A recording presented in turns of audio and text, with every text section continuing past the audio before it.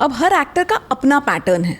जब एक एक्टर को दूसरे एक्टर पर परफॉर्म करने के लिए बुलाया जाता है तो वो उस एक्टर की तरह नहीं परफॉर्म करता, वो अपनी तरह ही परफॉर्म करता है। ये समझने में मुझे बहुत वक्त लगा क्योंकि एज अ डबिंग आर्टिस्ट हमारी क्या आदत है, सामने वाले ने किस तरह से बोला हमें वो कॉपी करके बोलना है। बट माइंड यू, कॉपी वाला काम बहुत डिफिकल्ट है, वो बहुत बाद में समझ में आया काफ़ी लोगों के बस की का नहीं है। तो जब एक्टर आता है तो एक्टर खुद अपना रोल अपनी तरह से परफॉर्म करता है। वो सिर्फ ये देखता है कि कैरेक्टर क्या है, वो एक्टर को नहीं देखता कि सामने एक्टर क्या कर रहा है, वो कैरेक्टर देखता है कि ये कैरेक्टर क्या है, इसका क्या मतलब इसकी क्या ग्रोथ है फिल्म में या सीरीज में, ये किस चीज़ का बना हुआ, ये किस मिट्टी का बना हुआ ये बंदा। तो उस हिसाब से वो अपने आप को ढालता है वॉइस में, चाहे वॉइस में ही हो। हाँ, लेकिन ये चीज़ उन्हें कहनी पड़ती है कि सर सिर्फ आपकी आवाज़ जा रही है, आप चाहे चेहरे से बहुत इमोट कर रहे हो लेकिन आपकी आवाज़ जा रही है, तो बस आवाज़ में थोड़ा सा आप एक्स्ट्रा पुश दे दीजिए। तो ये चीज़ मैंने देखी और ये मुझे बहुत बाद में भी पता लगा कि एक एक्टर जब when the actor comes on the mic it's entirely different because the actor is doing what he does normally and it may not sound the best to you outside, but फिर आपको ये accept करना है कि वो actor इस role को perform कर रहा है, he is not performing like us.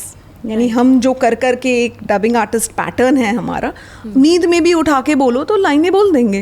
हाँ, एक सीन दो तो फटाफट, शायद थोड़ा नींद वाला लगे बट लाइनें बोल देंगे, खटाखट सब पढ़ देंगे, क्या करना है कैसे करना है वगैरह। और छोटी बड़ी भी कर देंगे उसमें। तो ये चीज़ें वहाँ नदारद हैं।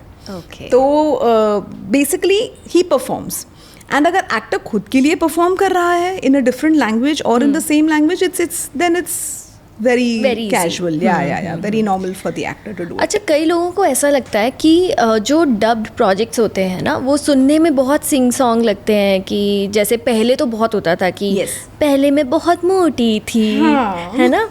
तो कई लोग इसका मजाक भी बनाते हैं। ऐसा क्यों होता है कि डबिंग प्रोजेक्ट्स जो हैं वो सुनने में कई बार एक जैसे लगते हैं कि हाँ ये डबिंग हुई है। अब क्या है कि जब डबिंग आर्टिस्ट एक रोल को अप्रोच करता है ना, वो जनरली ये नहीं सोचता, ऐसे तैयारी के साथ नहीं बैठता कि ज़रा बताओ, और ये इस तरह से कोई नहीं बैठता। आप अगर स्टूडियो का माहौल देखेंगे, आपका एक वक्त लिया जाता है, जैसे 10 से 5 अगर आप लंबा रोल कर रहे हैं, या 10 से 1, फिर आपको बताया जाता है कि आपका क्या कैरेक्टर है वगैरह। बट जब अप्रोच इस चीज़ की है, ये तभी बदल सकती है जब एक्टर अपने कैरेक्टर से अवगत हो। Now the thing is, as a dubbing artist you go to the studio, आप अगर लाइनें डायरेक्टली पढ़ना शुरू कर देंगे तो आप एक अलग सुर में, एक अलग पिच में उसको अप्रोच करेंगे, तो the way you would speak will sound dubbed. जैसे पहले क्या, अभी भी कहीं कहीं होता है, अभी तो काफ़ी इम्प्रूव हो गया I will say, but I still say कि हाँ मुझे पता है, बट ये इस तरह से शायद नहीं बोला है, इस पिच में भी नहीं बोला है। There are a lot of factors इसमें सोनल, कि आपको क्या पायलट का लेवल आ रहा है, क्या आप बता रहे हो कि आपको कैरेक्टर समझ में आ रहा है या नहीं, इसके बाद जिसने आपको सवाल पूछा वो क्यों पूछ रहा है। तो ये क्वेश्चंस अगर आपके दिमाग में आएंगे ऑन द माइक, तो you will definitely be a better performer. फिर वो उस तरह से नहीं लगेगा पहले मैं बहुत मोटा था, ऐसा नहीं लगेगा। फिर आप शायद ये कहेंगे पहले मैं बहुत मोटा था लेकिन अब देखो। तो ये फ़र्क है एक बिलीवेबल लगने में और डब्ड लगने में।